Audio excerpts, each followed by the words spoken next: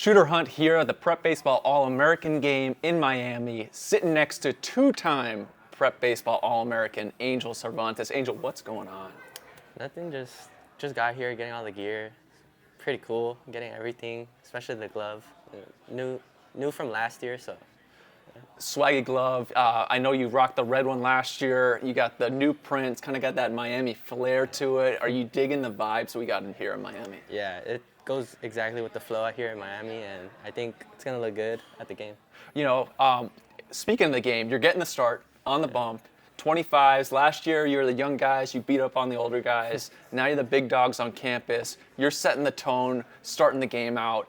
One of my favorite things about you, one of the top right-handers in this class, top pitching prospects, and we talked about last year, never scared. You step between those lines and you apply the pressure. Is that something where that's what you're thinking pregame? Are you throwing in a headset? How do you prepare to go out and dominate? I kind of just don't think about anything, don't think about mechanics or anything or who's up to bat. I just go out there, have fun, and just do what I do best. Is that having fun? Is domination, is that the most fun you can have? Yeah. Yes. So whether it's a fastball, slider, changeup, you're out there trying to embarrass guys. I always talk about trying to embarrass guys. Yeah. Get to 2 strikes, those killer counts. Is that what you're trying to climb to? And what is your thought process throughout an at-bat to get a guy out? So I go through, like, from the first pitch, how they react to it, if they swing or don't swing, and then even if I have 2 strikes, the pitch before that I see if they're on their front leg, if they're like late or early on it. So it all just depends on the batter. So all the cues from pitch to pitch, it's something you're constantly thinking about. Yeah. Nonstop. Now, is it something you look off the field? Are you watching any games? I don't know, do you have a favorite team? Are the Dodgers your favorite team? Yeah. Yeah, are you watching any specific guys in the Dodgers to get a clue? Kinda, yeah. I know Freddie Freeman, he kinda has like a little leg. Oh, so you're already trying to get big leaguers out. Yeah. So you're watching those games. You're not even watching for, how are these guys going? You're already planning, how do I get Mookie out? How do I get this guy? Is that how you watch those games? Are you thinking in your head, like, this is my plan? Yeah, you just go pitch, like I said, pitch by pitch. You know, you just got to react to how they react to your pitches. Awesome. Now, it's been a really busy summer. You're in California. You're in North Carolina. I saw you all over the country. What was your between start work? Now you're flying a lot, you're everywhere, different climates. What was the between work? Because I think that's so valuable, is what you do off the field between those starts. So let's say I usually pitched at the end of the week. So I would start off, once I came back from like or when I was out for baseball, I would do a little long toss, and then the next day I'll do a little short toss, like 90 feet.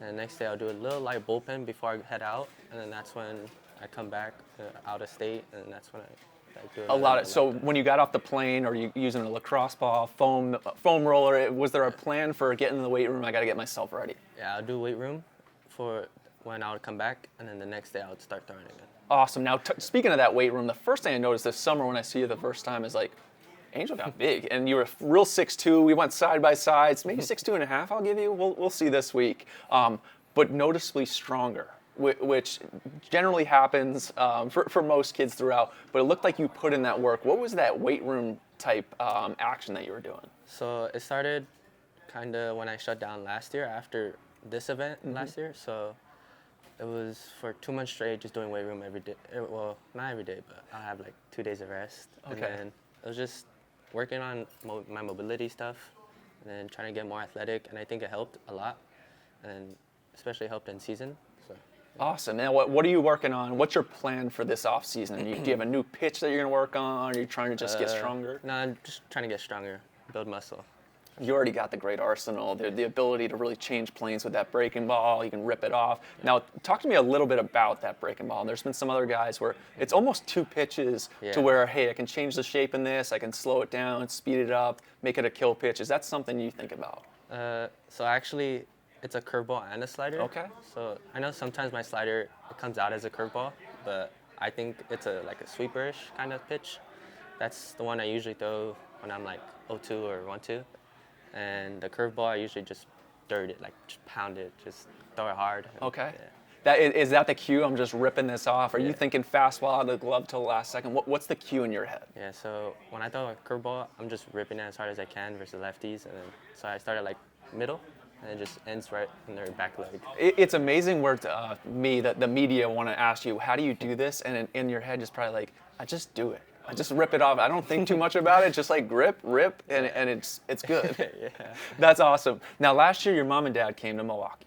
They were awesome to be with. Outstanding family, which shows a lot about what you display on the mound. Where do you get that intense, quiet intensity to succeed? Where does that come from? I feel like it comes from my mom. She's always like quiet, but she could be pretty strong at some points too. Does she teach you? It's almost like you have an alter ego where you're off the field. We're talking right now. You seem real relaxed and calm, and then you get between those lines, and it's like, don't mess with my man out there right now.